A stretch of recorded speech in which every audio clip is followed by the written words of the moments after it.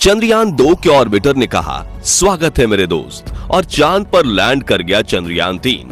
जिस काम को रूस और अमेरिका भी नहीं कर पाए वो भारत ने कर दिखाया।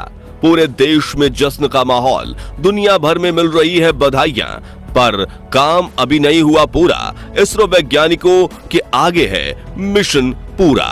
दोस्तों, सारी मुश्किलों को पार करते हुए, दुनिया के कई देशों को गलत साबित करते हुए हमारा चंद्रयान 3 चांद के दक्षिणी ध्रुव में लैंड कर चुका है। और इसी के चलते पूरे देश में जश्न का माहौल है, क्योंकि भारत यह कारनामा करने वाला दुनिया का पहला देश बना है।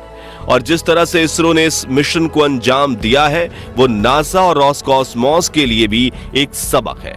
बल्कि रोसकॉसमॉस तो चंद्रयान 3 के लैंड करने के 3 दिन पहले ही अपने मिशन में फेल हुआ है। ये अपने आप में एक बहुत बड़ी बात है। जिस मिशन को रूस की स्पेस एजेंसी पूरा नहीं कर पाई उसे हमारे इसरो ने कर दिखाया। अब सभी इस जीत का जश्न मना रहे हैं, लेकिन हमारे वैज्ञानिक की टेंशन तो अभी भी कम नहीं हुई है। इन्हें सिर्फ 14 दिनों में रोवर को चांद पर यहां वहां घुमाकर शोध डेटा कलेक्ट करना है, क्योंकि 14 दिन के बाद तो फिर चांद पर रात हो जाएगी और चांद के दक्षिणी ध्रुव पर वैसे ही सूर्य की किरणें तिरछी पड़ती हैं। जैसे कि रात होगी तो रोवर की बैटरी बैकअप कम होने से काम करना बंद कर देगा। इसलिए वैज्ञानिक चांद के इन 14 दिन में पृथ्वी के रात दिन एक करके अपने काम को अंजाम देंगे। इसलिए हमारे वैज्ञानिक अभी भी पूरी तरह से चौकन्ने हैं और उनका पूरा फोकस चंद्रयान 3 मिशन के बाकी बचे हिस्सों को कंप्लीट करने पर है। यह मिशन अभी 14 दिन तक चलने वाला है, लेकिन इन 14 दिनों में होगा क्या? इसरो चांद पर कौन कौन से परीक्षण करने वाला है और कैसी रही चंद्रयान 3 की लैंडिंग के आखिरी पलों की यह कहानी? आइए ये सब कुछ विस्तार से जानते हैं। दोस्तों, 23 अगस्त की शाम आपको अपने घर के आसपास पटाखों और आतिशबाजियों का शोर जरूर सुनाई दिया होगा, पर ना तो अभी दिवाली आई है और ना ही कोई दूसरा बड़ा त्योहार। फिर यह आतिशबाजी किस लिए की गई? असल में यह शोर चंद्रयान 3 की कामयाबी का था।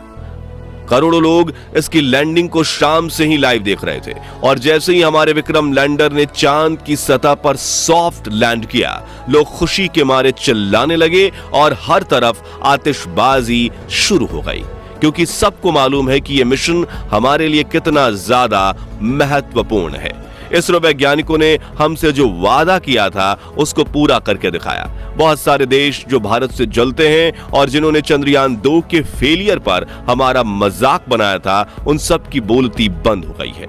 चंद्रयान 3 की सफलता उन सभी देशों के मुंह पर एक करारा तमाचा है जो भारत की क्षमता पर शक करते हैं। आज दुनिया भर के बड़े बड़े एडवांस देश जैसे रूस, अमेरिका और यूके वगैरह हमें इस मिशन की सफलता पर बधाई दे रहे हैं। वाकई हमारे वैज्ञानिकों ने दुनिया के सामने भारत का सर ऊंचा कर दिया है और इस सफलता का पूरा श्रेय सिर्फ उन्हीं को दिया जाना चाहिए।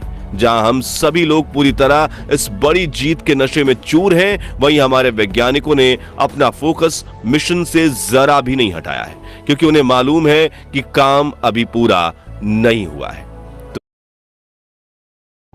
फ्लाइट 399 लैंडिंग की परमिशन दीजिए। धनराज सिंह? तू? हाँ धन्नो, मैं Nikhil. Xavier's 2011 batch. Nikhil, fuel कम है। यार तू पायलट बन गया, सैलरी मस्त होगी। तो डिज्नी प्लस नहीं हुआ है, तो अब आगे वैज्ञानिक इस मिशन में और क्या क्या रिसर्च करने वाले हैं और उनकी ये खोज हमारे किस तरह काम आएगी, ये जानने से पहले चलिए इस लैंडिंग के कुछ आखिरी लम्हों के बारे में आपको बताते हैं, ताकि जो लोग इसकी लैंडिंग लाइव नहीं देख पाए वो भी उस पल का हिस्सा बन सके।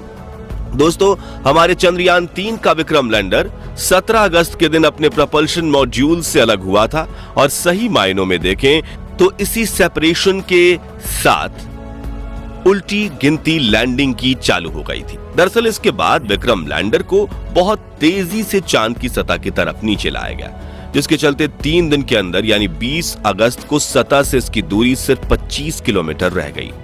यहां से विक्रम लैंडर को इसकी लैंडिंग साइट की तरफ लूनर ग्रेविटी की मदद से फ्री फॉल कराया गया। इस दौरान ये हमें चांद के अलग अलग एंगल से ली गई तस्वीरें और फोटोज भी भेजता रहा, जिन्हें आप इस समय अपनी स्क्रीन पर देख रहे हैं। और यही वो पल था जब चंद्रयान 2 के ऑर्बिट ने इसके साथ कनेक्शन बनाकर इसको वेलकम बडी का मैसेज किया, जिसका मतलब होता है स्वागत है मेरे दोस्त। विक्रम लैंडर ने चांद के बेहद करीब जाकर इसके जो फोटो और वीडियोस कैप्चर किए, उन्हें देखकर हम लोगों को तो बहुत खुशी हुई, लेकिन वैज्ञानिकों की नजर में ये तस्वीरें चिंता को बढ़ाने वाली थी। दरअसल इन तस्वीरों को देखकर यह एहसास हुआ कि वाकई चांद के इस हिस्से में काफी सारे गड्ढे हैं और ये हर जगह हद से ज्यादा उबड़-खाबड़ है।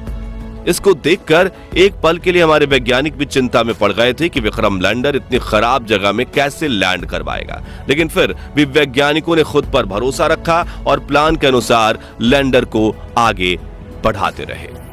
आखिरकार वो पल आ गया जब विक्रम लैंडर चांद की सतह पर उतरने के बिल्कुल करीब था। लैंडिंग का समय शाम 6:04 रखा गया, लेकिन इसकी लाइव स्ट्रीमिंग करीब 45 मिनट पहले